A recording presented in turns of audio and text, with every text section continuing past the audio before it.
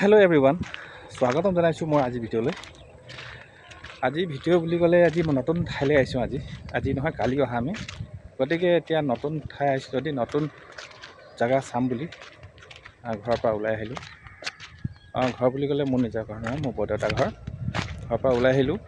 এতিয়া চামচোন জেগাকে এখন কি কেনেকুৱা জেগা বুলি ক'লে এইখিনি জেগা হয়।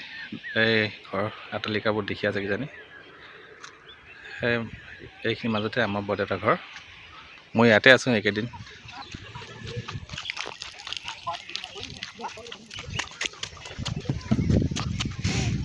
এইখন হ'ল ঝুলুঙা পুল।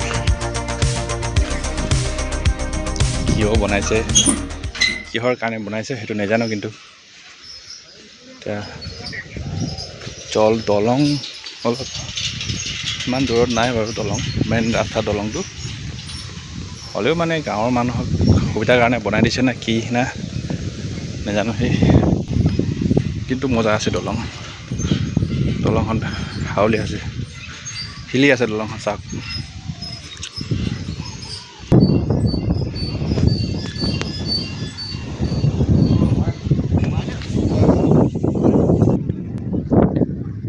জানকাৰী মতে দলংখন চৰকাৰে দিয়া নাই কৈছে।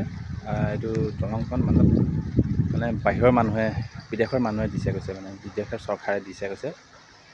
এতিয়া কিহৰ কাৰণে দিছে, কি সুবিধাৰ কাৰণে দিছে তেনেকৈ জানো। সুবিধা বুলি ক'লে ইয়াত মঠ মন্দিৰ আছে,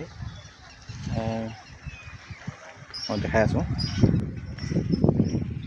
এইটো হ'ল কিহৰ কাৰণে বনাইছে, এইটো মানুহ মৰি যোৱাৰ পাছত দাহ সংস্কাৰ কাৰণে বনাইছে নেকি জেগাটো, নাজানো।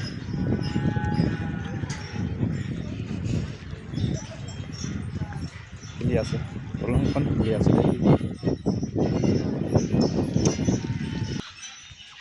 গৌচালয় দেখাইছোঁ দেই, গৌচালয় সুবিধাও দিছে মানে ইয়াত।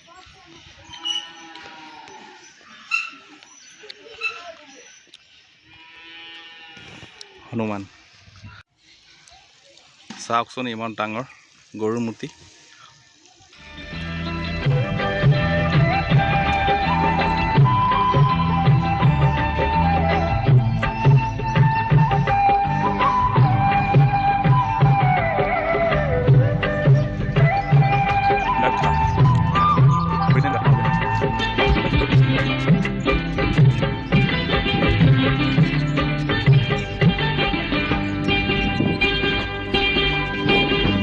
মন্দিৰ আৰু গৰুৰ বিশাল মূৰ্তি ৰখাৰ কাৰণটো হ'ল মানে গৌশালা মানে গৰু পোহপালন।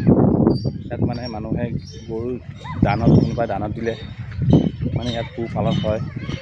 তাত দানা পানী ইত্যাদি মানে মন্দিৰ ফালৰ পৰা হয় মানে।